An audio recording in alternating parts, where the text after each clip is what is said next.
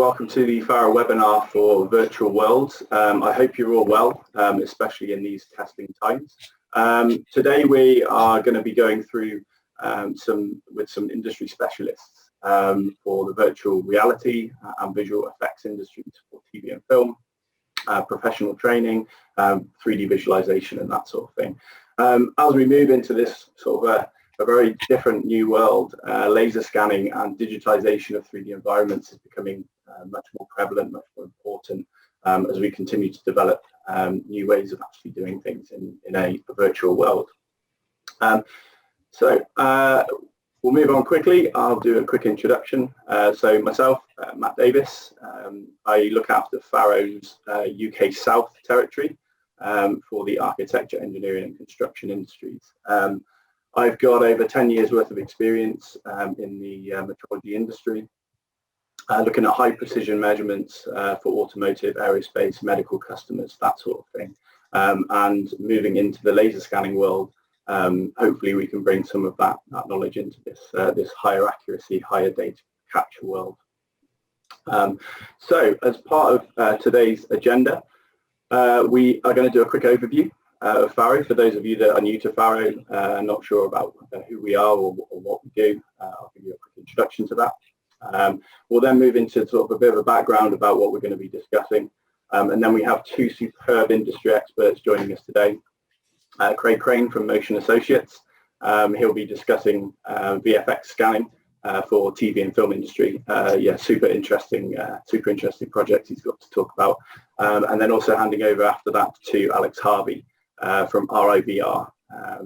This is another brilliant company looking at, again, 3D visualization of worlds for VR experiences, for training and that sort of thing. We'll then have a Q&A session at the end and run over any questions that you may have had during the session. A couple of housekeeping things first of all. So the meeting will be recorded and you will receive an email after this webinar with the full recording of today. And you'll also notice that you'll have a Q&A section below. So if any questions during the presentation, if you could put your questions within that Q&A section, that would be fantastic. Cool. So quick overview for Faro. So on the vertical side of things, as we call them, we cover a lot of different industries. And Faro really are a 3D visualization, a global leader in 3D measurements. From kneecaps to nuclear submarines, we have equipment to measure almost everything to a very, very high degree of detail and accuracy. We cover industries such as architecture, engineering and construction, so for scanning buildings, environments and that sort of thing. 3D metrology, again based on quality control for automotive, aerospace, medical industries, manufacturing, jigs, assembly, that sort of thing. Then we also have public safety analytics. So this is looking at sort of crime scene investigation, reconstructions, investigations into accidents and such like.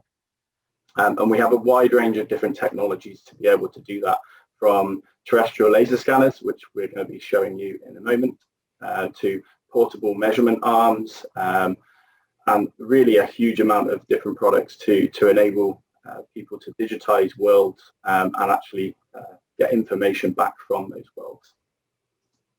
So Faro is a company, we're a global company with our headquarters based in Lake Marion, Florida. We also have headquarters in the APAC region in Singapore. We also have an EMEA headquarters in Germany, in Stuttgart, and we have also, for our UK listeners, we have a headquarters in Rugby, which also includes a service centre as well. So a very global company. We have offices and people almost everywhere in the world. So a huge outreach, and that support network is extremely strong. So moving on to what we're just going to be discussing today, scanning in a new digital world. As we sort of have a need to capture data and capture high precision and high quality data, we need a piece of equipment to do that. And today we're going to be looking at the focus scanner and how these industry professionals that have joined us today are using that scanner to output superb pieces of work. The scanner itself is a highly accurate 3D laser scanner that enables very high accuracy scans of objects and spaces. It's extremely versatile, it's extremely easy to use, very lightweight, very portable, and hugely accurate. We're looking at, with our S-series model, accuracies of plus or minus 1 millimeter at 25 meters, and we're collecting a huge amount of data as well, so up to 2 million points per second. So a lot of data we're actually capturing to enable us to visualize these 3D worlds. The scanners can be portable, they can be used outside with their IP rating, they're protected from dust ingress and water, and they can also be used in extended ranges of temperatures from minus 20 degrees to 55 degrees. So almost anywhere that you can walk yourself, you can put these scanners into. They also have on-site compensation, so enable you to actually check the quality of the data before you actually start scanning, and also on-site registration as well. So that enables the simultaneous capture of data and wireless transmittal of data to a PC or laptop. And you can actually start building up that information, processing that information as you go. So it vastly speeds up that capture process whilst you're on site. So once we've captured all that data, we need to process that data. And Scene is the Faro software for enabling you to actually pull in all of that information, millions and billions of points. We need to actually process in a way that we can visualize them. And Scene gives us that efficient way of actually processing this huge amount of data in a very simple workflow. As you can see on the screen there, we have a very simple workflow across the top, which guides you through a very simple way of collecting this data and actually displaying it as it is in real life. Very easy registration process. You can explore within Scene in 2D, 3D, and what you're seeing now is also virtual reality. So Alex will be going on to a little bit more on that in the future of this webinar. Enable you to really explore and get inside these worlds, take measurements from point to point, and actually enable you to experience what that environment might be like, but not actually having to be there. We can also then have plugins for Scene, so it enables Scene to actually have a wide range of extended capabilities. This is actually a Video Pro app, so it enables you to create really high quality video fly-throughs for showing clients and other people that might need to see some of the data, and also just showing you some really cool spaces. We can then actually export all of this stuff as well to cloud-based servers where you can share all of your projects on a web platform. So anybody with a web browser on their PC, iPads, laptop, tablets, they can actually view this and interact with these point clouds. So it's a very exciting technology because we're able to share these environments and experiences with so many people. You don't have to have a hugely powerful PC to actually view all this as well. You can actually do it from the comfort of your own home, using very simple devices that we all have about us on our daily lives. So without further ado, we will be handing over to Mr. Craig Crane. I will let Craig deal with his own introductions from Motion Associates. So Craig, I'm going to hand over to you, and if you wouldn't mind sharing, that'd be great. Awesome. Well, hello everyone. I've just been going through the list of participants who are actually here, and there's a couple of familiar names of people that I've worked with in the past. Can you see me, guys? All right? Can you see me? Excellent. So I own a company called Motion Associates Limited, which is fondly known as MOAS to my friends, and it started off. Well, I've been scanning for about 11 years now. The first film that I scanned was John Carter of Mars in 2009, 2010. A wonderful film, absolutely gorgeous to look at. Unfortunately, nobody saw it. And before then, I hadn't even considered LiDAR scanning as a career choice. I was working in visual effects for a company called Double Negative. And as a little side project I had going at home, I was using an old desktop Next Engine scanner just for scanning toys and things like that for a personal project. And DNEG, Double Negative, had actually asked me to scan a few kind of maquettes for them. And they thought that I might want to have a go at using this thing called a LiDAR scanner for this film. So I stupidly said yes, because I have a speech impediment where I can't say no. And they wheeled in this massive big red box and opened it up, and there was just this big chunk of something that had no instructions. There was no workflow. They just went, here, figure it out. You're scanning this film for us. And I was hooked. I was absolutely hooked from the minute I saw the first scan that I'd scanned and then figured out a way to process it. The possibilities just opened up, and I just saw a whole new career open up for me.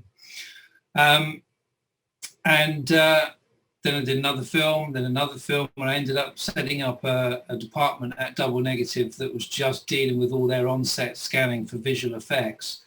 And around about 2014, 2015, I decided to sort of just branch out and go on my own, get myself a couple of Faro scanners and test the waters, and I've never looked back. It's been a very rewarding experience using these guys here. We do a mixture of projects. I mean, the main source of work is feature film production, visual effects, where we're scanning for camera match move assets. We're scanning for hero builds of vehicles and locations. We also scan for set extensions so that the visual effects artists know where the real set that was built ends and the CGI set has to continue on.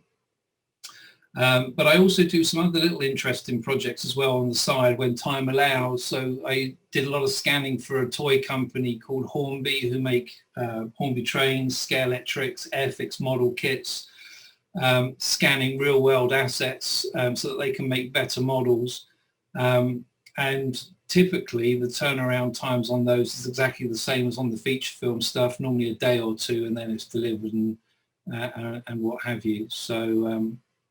So that's basically all my company does, is just scan all over the world. Just pick up the phone, can you be at such and such a place? I'm on the next plane, take the kit with me. It's very portable, it comes on as carry-on. And you can find yourself in all manner of places just scanning some of the most incredible film sets, some of the most interesting locations that the general public don't normally get to see. It's been a fascinating experience.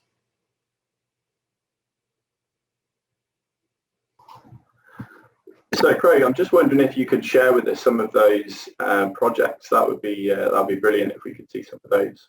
Yeah, let me drag some stuff over to the screen. I'll start off with the small stuff.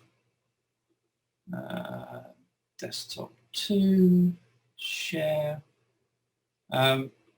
So this is one of the toy companies that I do some work for, called Hornby. This is actually a scale model, the finished product. And that typically, it's all in the wrong order.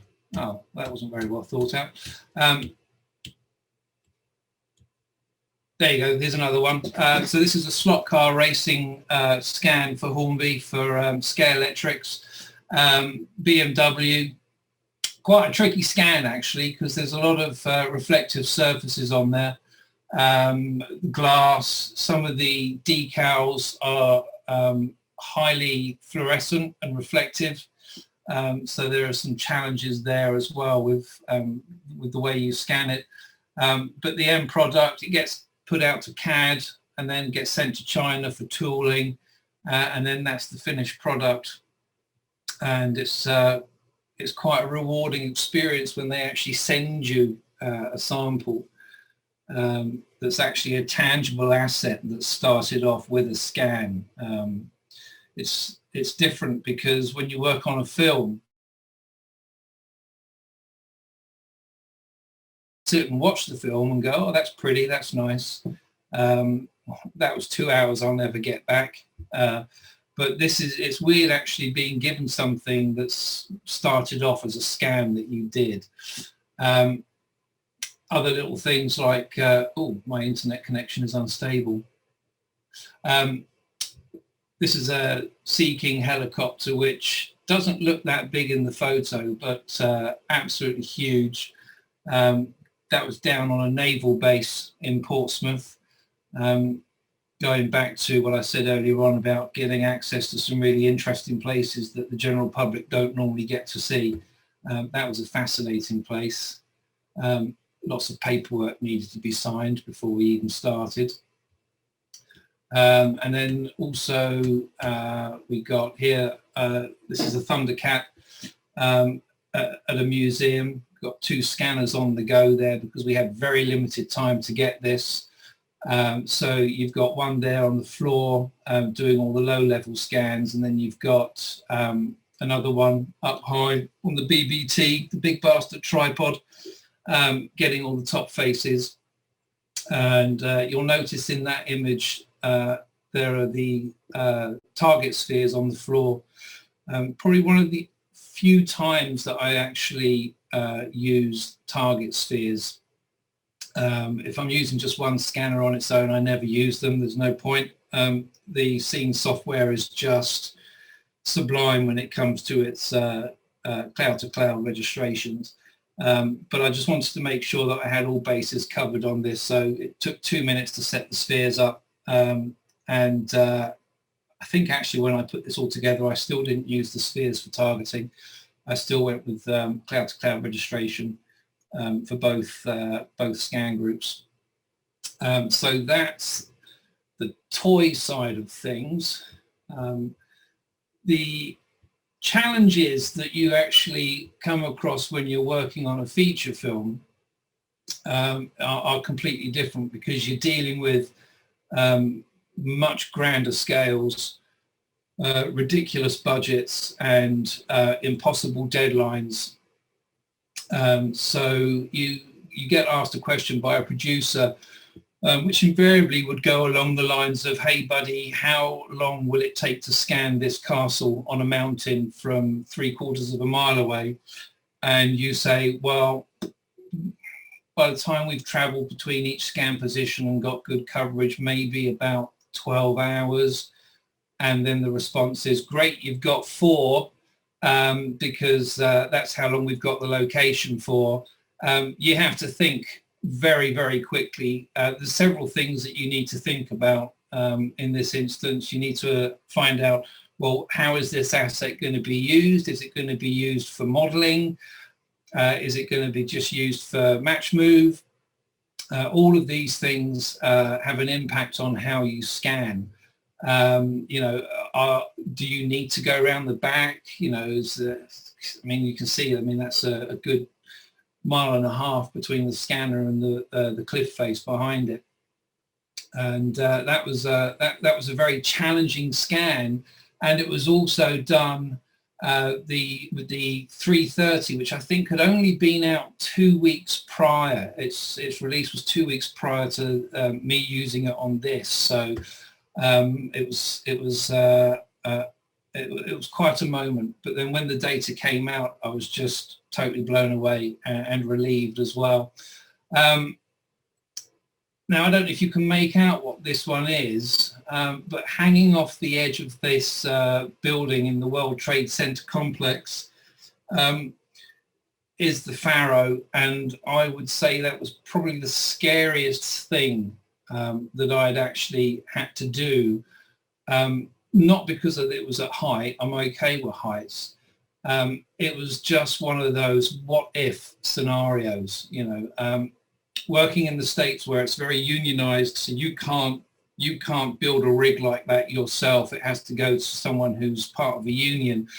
So you're basically putting all of your trust into someone else. to make sure that, you know, it's safe, but also it's rigid as well.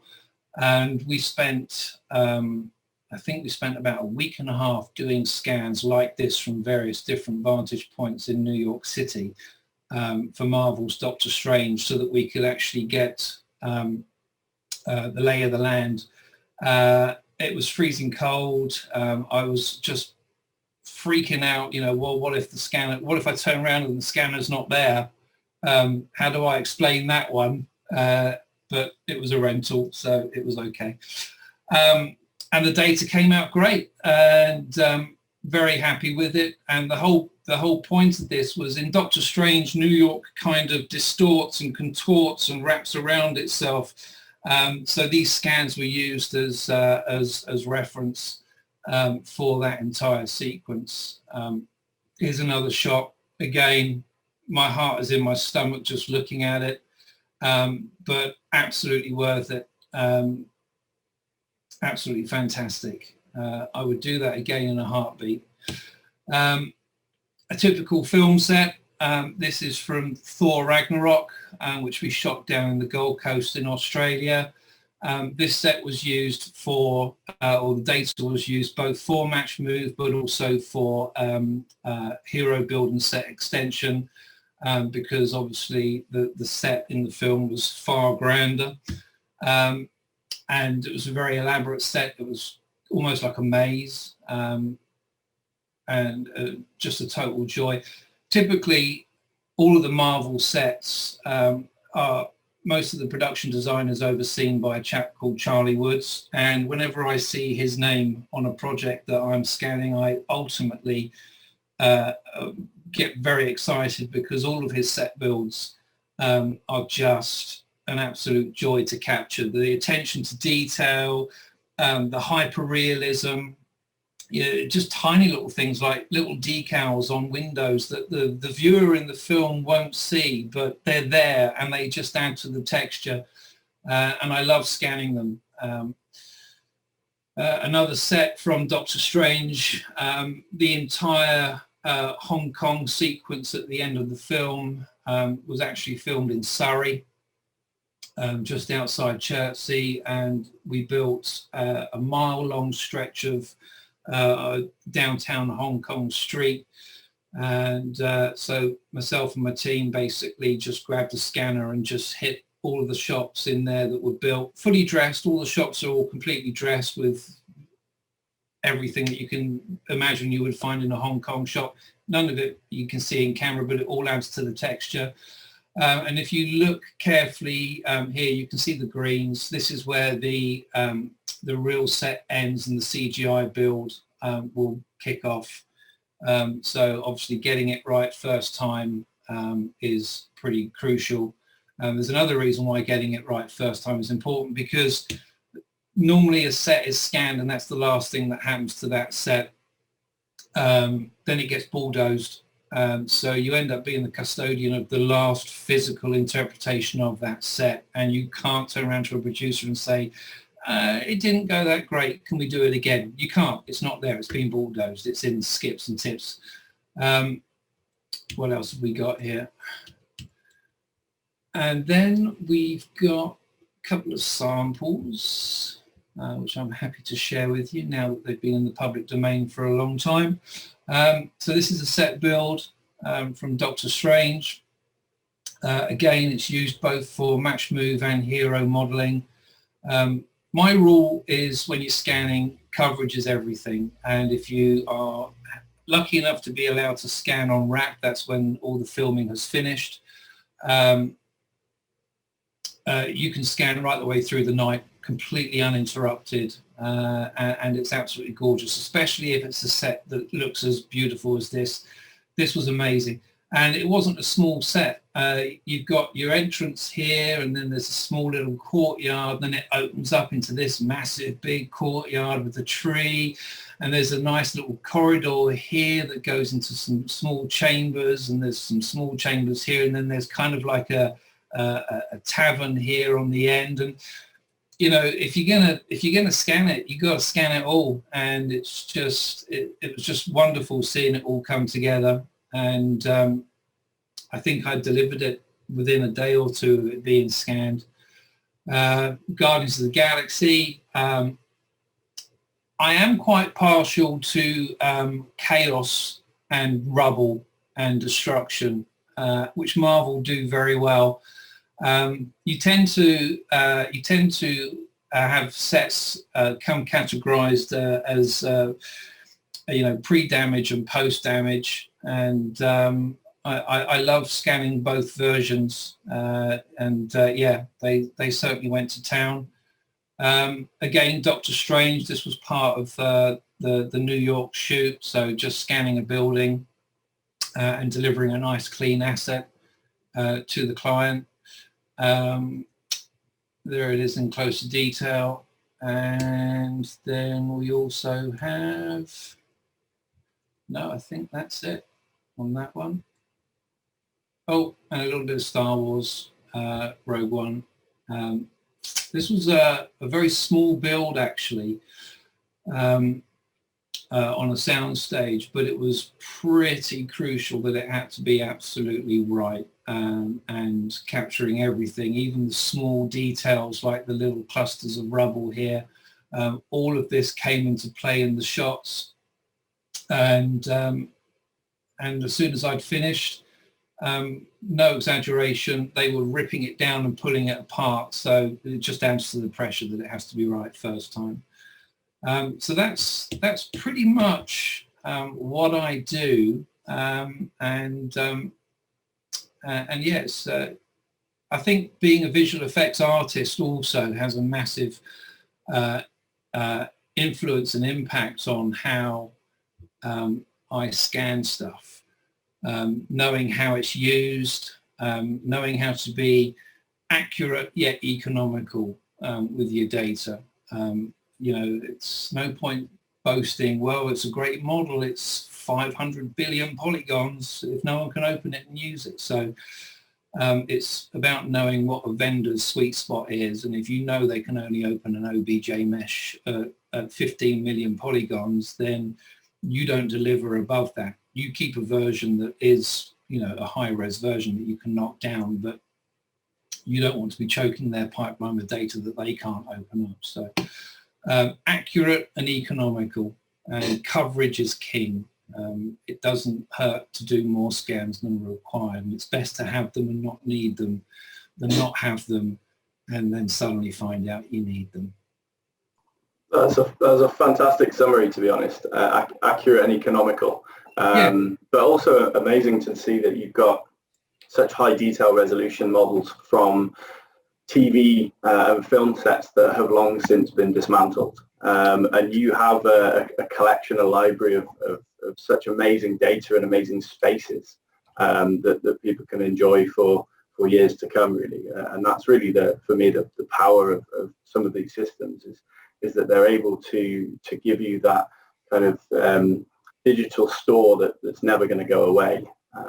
Well, it's interesting as well. I mean, I hand everything over to the clients, as one is obliged to do, but I keep backups in a safe, which I'm obliged to do. And every now and again you'll get a phone call, and I actually got one on Sunday from someone who's working on something which is connected to something that I worked on in the past, saying, hey, have you still got the scans from such and such a thing, because there's some things that we might need to get our hands on, and the client doesn't know where their original data is. And I'm like, well, yeah, actually I have. So, I keep spreadsheets of all the assets of, when they were scanned, how many scans were done, when it was delivered, and what drive it's on. So it's quite, and it's actually quite nice. I recently opened up some scans from John Carter, which is a film that I have a very soft. I have a lot of love for that film, despite the appalling box office, because the set builds were awesome. And I was just actually having a look around, and I was just thinking, I wish I could put on some VR goggles and really relive the experience. That would be something that would be really exciting to do. It's almost like you practiced this link. Imagine if you could do that, Craig. You what? Sorry? Imagine if you could do that. That'd be amazing. If only I knew someone that could make that happen. Now, I promised everybody this wasn't practiced, but this is a very nice point to actually hand over to Alex Harvey from River. Alex, if you'd like to sort of give us a bit of introduction into yourself, your company, and what you're doing and why it's so fantastic.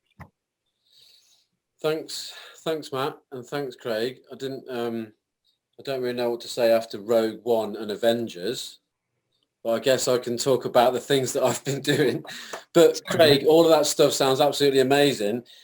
I've been writing my notes down on how many questions I want to talk to you about afterwards. So there's multiple things I think we can chat about. So thanks to the Faro guys again. So yeah, I'm Alex Harvey, creative director, co-founder at River, and we make virtual reality training scenarios for basically police and fire brigade and different training organizations around the world. And we use laser scanners a lot in the things that we do because we're always wanting to capture the real world with as much detail as possible. So the River started, so just a little bit further back, I guess. I was at Codemasters is my background, 10 years in computer games, making games like Grid, Colin McRae, Showdown and the rally games and the Formula One games. So being inside a game engine is like, feels normal to be in that type of world. But I left in 2014 and started River. And we started as a production company doing 360 video, but slowly moved into VR training. But I was a bit annoyed when I came out of Codemasters because virtual reality was becoming a thing in sort of 2015, 2016, but the fidelity was just not really there. So I was a bit annoyed that we'd got all these computer games to be so realistic with the graphics and the and all of the physics, and now we have VR, but we seem to be moving back in time. So I saw photogrammetry as a thing that was the process of taking thousands of photos of a real world space, place or person, and then making a 3D model from that photo. And then I thought we could combine photogrammetry with virtual reality. And there were some people doing those things, but it just wasn't very popular. So then we started making fire investigation scenes, which were training environments for firefighters to train on, so they don't have to do that training in the real world. We can scan those scenes. So that's where we got to with all of the scanning side of things. And I jumped over a bit then, Matt, but I was just going to share my screen and play a video that basically is like a 1-minute video that shows some highlights of the things that we've been doing recently with the Faro tech. And then after we've shown the video, I can touch on the 2 projects that I've been working on using this Faro technology, which is the asset management scanning of masts for a phone network, and the secret tunnels of Warwick. We've also been scanning those with the technology. So I'm going to share, in this video, there'll be a few snippets of things like that, but I'll talk about each one afterwards. See my screen all right, Matt? Yep.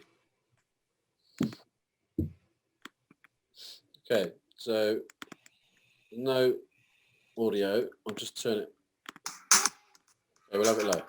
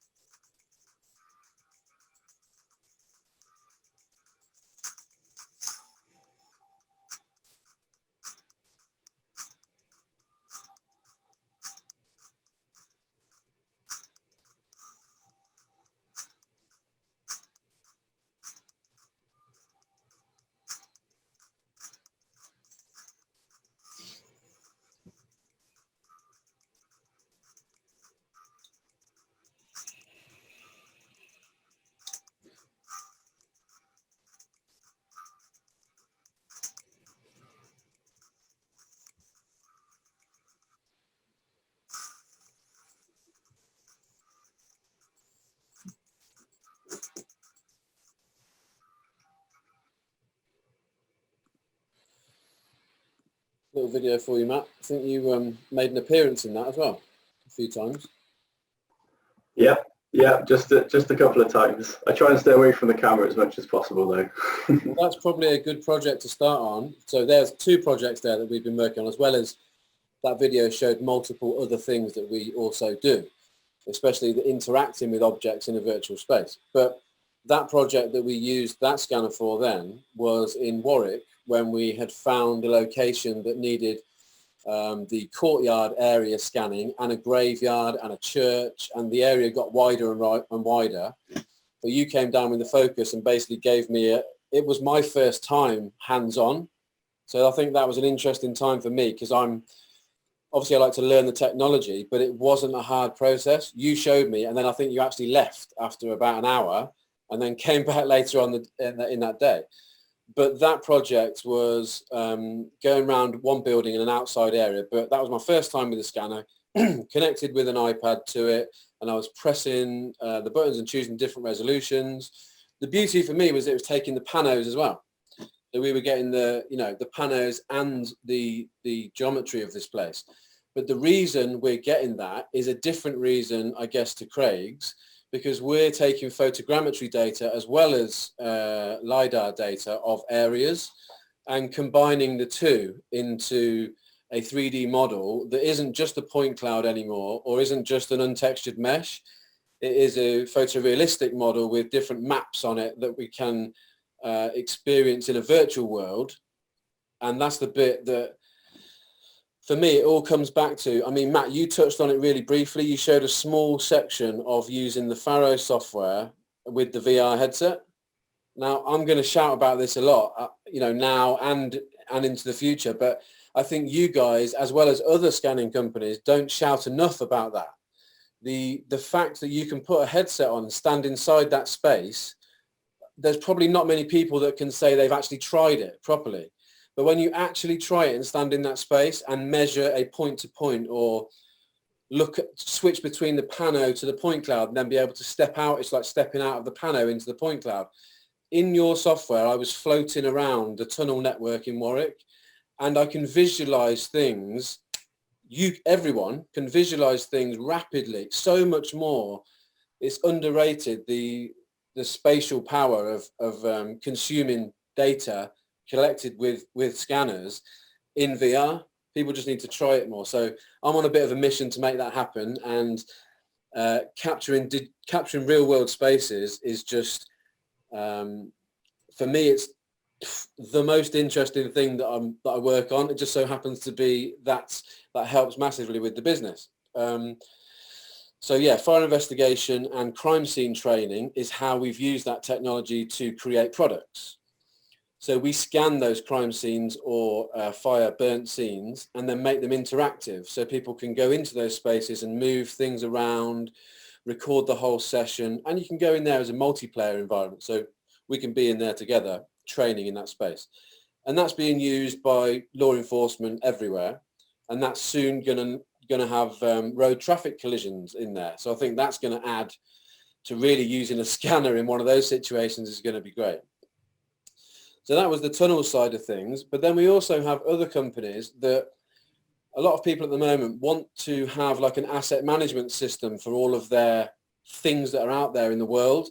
It just so happens that mobile masts, there's quite a lot of them everywhere, and that industry at the moment is quite hard to track changes that happen on these masts.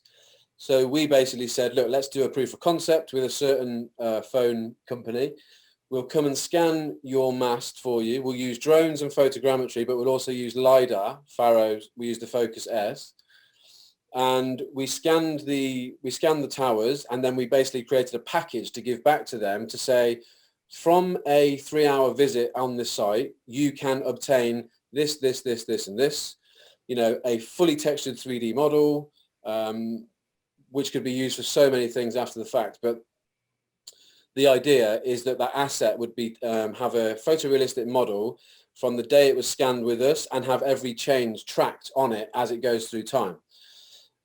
So using LiDAR and photogrammetry, depending on the change, was perfect for us, because again, we got the panos, And also we could send the Faro Scene to Go package to the client. So we just send them the package, they open it up, they can do their measurements, they can look at stuff, but we take care of the photorealistic model, our end, and produce that into virtual reality for them. So we actually created an office space that they can view their assets on tables as real world models, either scaled down or large.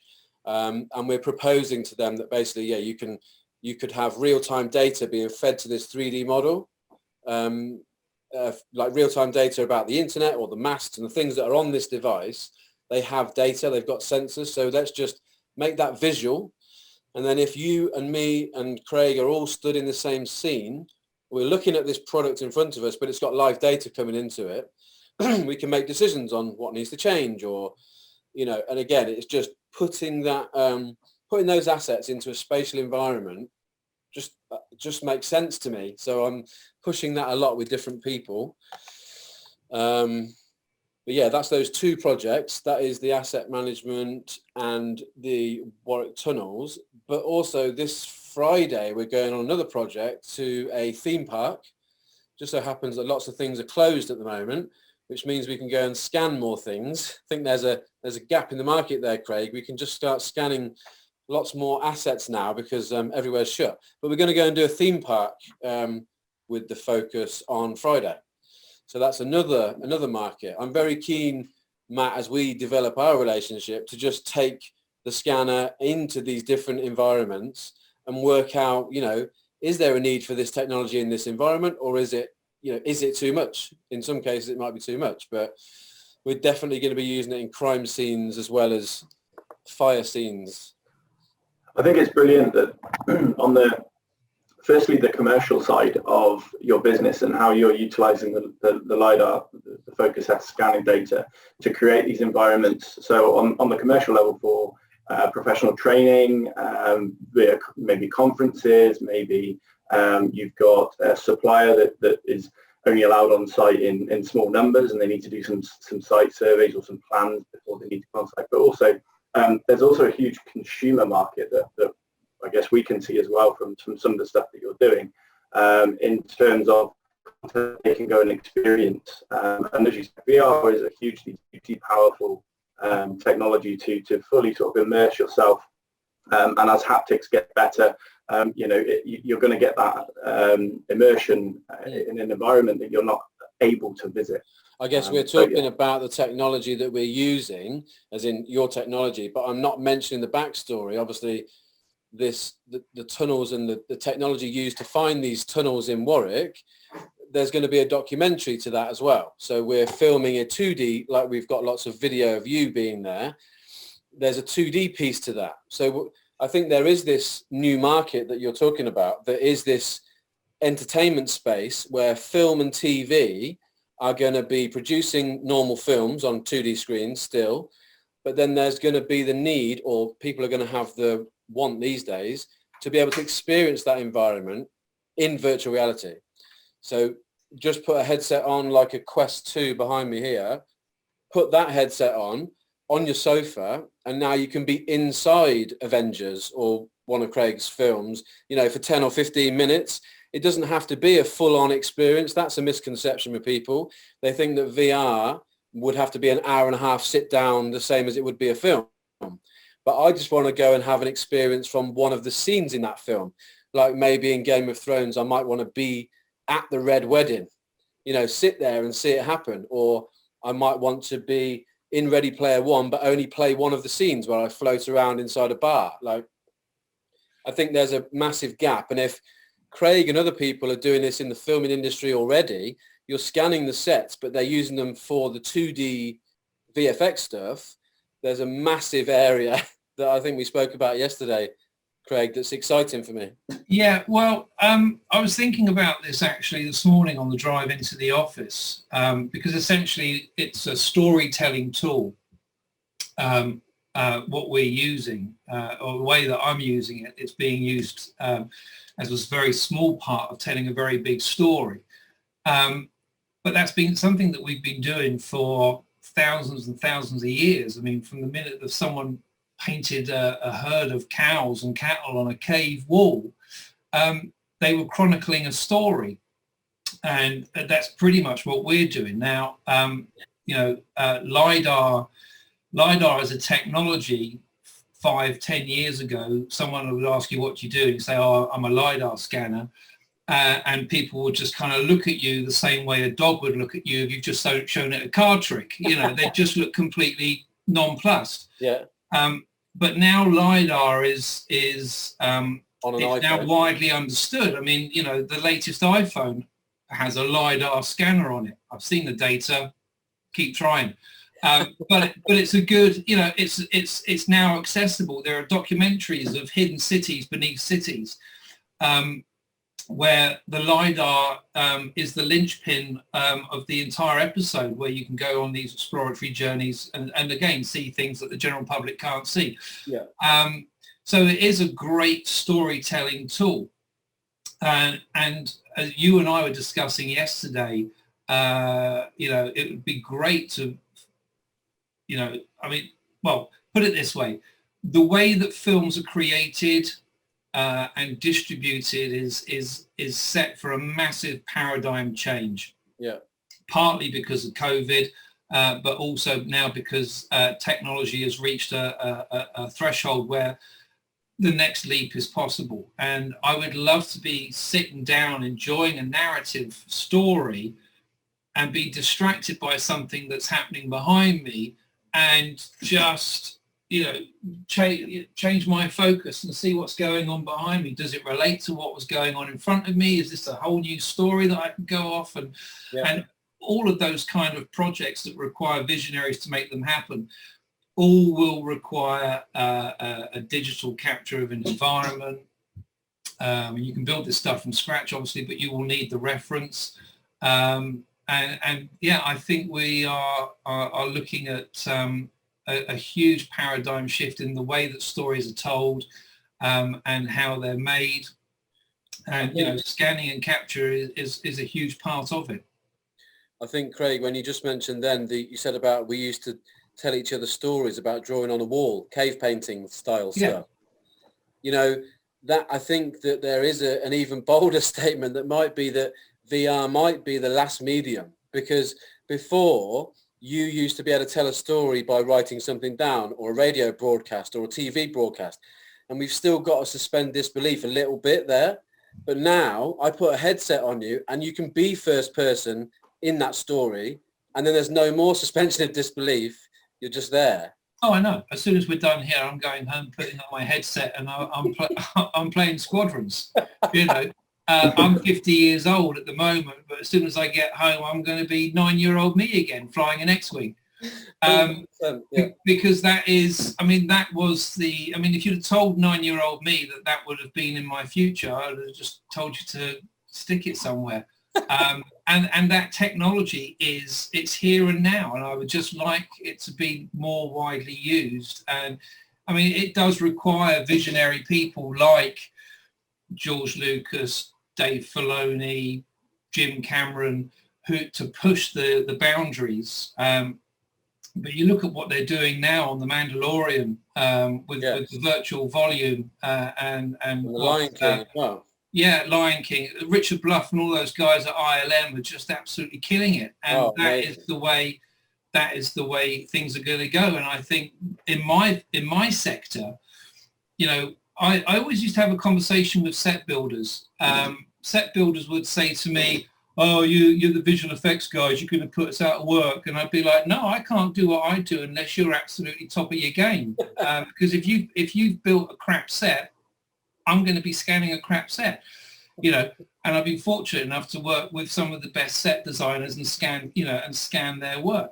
I think with the paradigm shift that we are currently on, with the way that stuff is made, I can see less set scanning for someone like me or any one of my peers, and I think we'll probably end up more capturing reference material that can be dropped into an Unreal Engine and populate sequences and scenes that way. I think whereas everyone mocked the Star Wars prequels for being tiny set builds and a lot of green screen. I actually think we could potentially find ourselves going even beyond that, because if you look at the behind the scenes footage on The Mandalorian, there's not a lot going on physically in camera. It's all in the volume, and it's gorgeous. And I think the days of scanning massive big set builds that fill entire hangars and sound stages are numbered. I think we are literally going to find ourselves redefining our role and capturing reference material for Unreal Engine or whatever else comes along to compete. Which I'm ready for. That'll bode the question then, though, Craig, about who owns the asset. I'm having that conversation daily, because if it moves from okay, here's a stage and a set and it's ours and we're going to scan it and we own it and then we're going to throw it in the bin, that's fine. But now if it's Warwick Castle, for example, I can go and take a photo of Warwick Castle on my phone, fine. I can take a video of it on my phone. I could even do a 360 video as I walk around it. But what happens when I take 65,000 photos of it, recreate it as a photorealistic model, laser scan it, and now I'm walking around it in VR? I don't know then who owns that. Well, the way I justify it is, I always get asked, hey, have you got a scan of a horse and cart that from a previous film? And my stock answer is always probably, but I can't. I don't redistribute assets, because the way I think, whoever's paid or commissioned the scan, whether it's Marvel, Disney, Warner Brothers, whoever, it's their asset. It's not mine to redistribute. And also because the film industry is very litigious. It's very, very small and cliquey, and word gets around. So it's best not to do that. There are some services who build up libraries of digital assets, a bit like Turbo Squid, those kind of guys. But yeah, I think if you're doing something like Warwick Castle, which I think is owned by the National Trust or whoever, Merlin, I think that one, but yeah, you still have to deal with their corporate side, clearances and stuff. But in terms of let's say, for example, if they were going to go and we were supposed to do about 9 John Carter films and we only did the one. But if suddenly John Carter was to be relaunched and they said, hey, can you go out to Utah and spend 6 months out in the desert scanning rock faces and things for dropping into Unreal, then I'd happily do that. It's not all about, for me, it's not about the gorgeous sets and traveling the world and everything. What I really enjoy about this whole process is the puzzle. I love just turning up and seeing something and go, right, how am I going to get all of this into a manageable file? This real world, how am I going to digitize this real world environment with all its twists and turns and inaccessible areas? And I love that. There's a lot of occlusion to work with on some of those examples you showed a minute ago. They look like there was lots of things high up and lots of things low down. Yeah, well, I mean, last year we did Godzilla versus King Kong for Legendary, and we shot quite a portion of it. I think we were in Hawaii for 3 months, and some stunning locations from sort of Jurassic Park type jungle valleys to sort of waste distribution plants in downtown Honolulu. And it's all about finding the right tool for the job. So, the valleys, actually, most of it we did from aerial-based drones and photogrammetry. Yeah. You've been using much drone LiDAR stuff, yeah. Yeah, and just using the ground LiDAR for reference waypoints.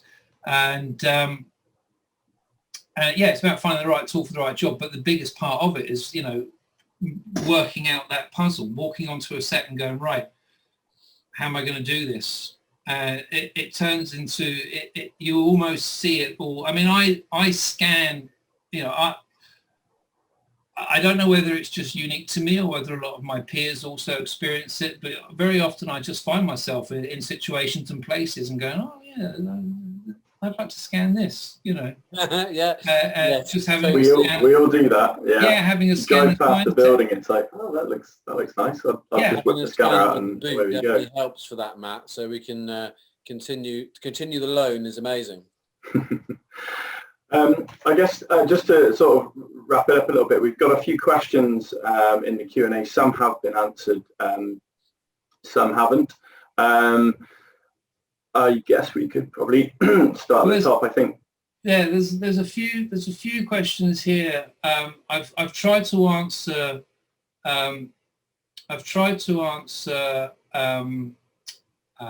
some of them individually, but and I might have accidentally closed a couple of them down. There are many people are asking me how what's my workflow.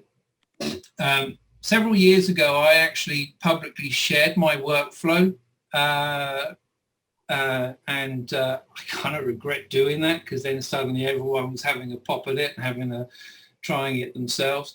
My workflow is quite proprietary. A lot of tools that I've developed in-house, plugins, some open source stuff. I started off when I actually was given that scanner at DNEG and told that I'd be scanning this film. And I said, great, well, what am I using? And they, well, that's for you to find out. So I probably spent about 2 weeks just trying every possible bit of software, Polytools, Geomagic. There were some in-house tools at DNEG that were quite good at converting point clouds into OBJ meshes, but they would just freak out as soon as the poly count got high. I eventually settled on Geomagic and did a couple of tutorial videos for them, which at the time was great, but my entire workflow has changed now. A lot of it's actually automated. I mean, there's stuff going on behind me now for a film that we're working on in Australia. It's a sort of bake and shake. So I just basically run the scripts, do a quick QA pass to make sure everything's tickety-boo, and then deliver as a OBJ mesh to the client in whichever resolutions they've spec'd out.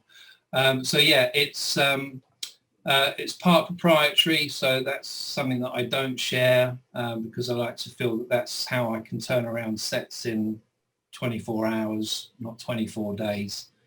The technology is constantly changing. I mean, reality capture was a bit of a game changer as well, especially when we were using drone data and LiDAR data, so merging photogrammetry with ground-based LiDAR. That was a really enjoyable workflow until they changed their licensing structure and it all became points-based, and it's just like, no, I haven't got time for this. I need a solution that isn't going to need me to constantly check how many credits this mesh might require. I guess talking about time, we've got about a minute left. So in the questions, we'll reach out to everybody that we haven't answered to get those at least covered for you guys. So we'll endeavour to do that. You will also get a recording of this as well if you'd like to play it back. But if you'd like to get in touch with anybody from Faro, my details can be found within that as well. And yeah, reach out to anybody else if you need to go through the Faro website as well. We're always picking up leads from there. So please feel free to reach out to us and get in touch if you need. I have to send a massive thank you to Craig and Alex for joining us and giving us some insights into their industries, what they're doing and how they're using the focus scanner to scan environments, digitize the world. So yeah, thank you very much for that. Yeah, I could listen to you guys talk for days, so maybe we need to do another one of these. And thank you all for listening as well. Yeah, I think on that note, we'll wrap it up. I hope you guys have enjoyed the session. And yeah, hopefully we'll do another one soon. Well, one more thing for Craig, if you've got time. Craig? Yeah, go for it. Just please make sure we make the Hoth battle in virtual reality from Star Wars Empire Strikes Back, please. All right, but are you going to be my gunner at the back, Dak, or are you going to be Wedge? Who are you going to be? I want to do both. You can do the sets and I'll do the VR and we'll bring it together. All right. Done. Thanks. Brilliant. Thank you very much. Cheers, guys. See you later. See ya. Bye.